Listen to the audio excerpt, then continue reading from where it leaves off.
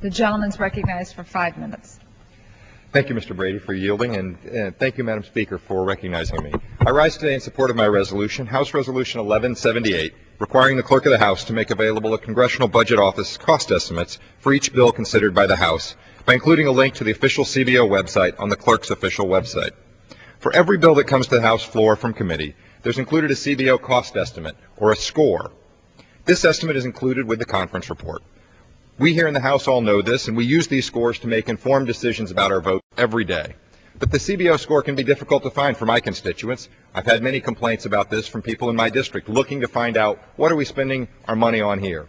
The clerk's office keeps the official records of the bills that we're working on, and by including this link, it will be much easier for constituents all over the country to get access to this important spending information and how these bills that we're working on will affect the bottom line of government finance.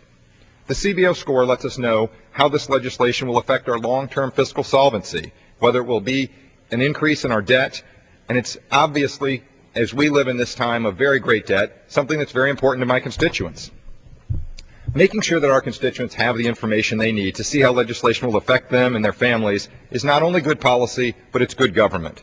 By promoting openness and transparency in everything we do here in Congress, we can begin to restore the public's trust in this body. For me, openness and transparency is something I've been working on since I got here just a year ago.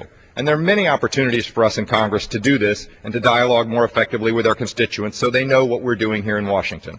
For me, that includes posting my schedule online so that people can find that, what I'm doing every day on their behalf. It includes posting appropriations requests online so that people can see what I'm asking for money for in my district. This is the kind of transparency that people tell me every day they want to see, and this resolution will do that with respect to CBO scores and making them available about the legislation we're considering here.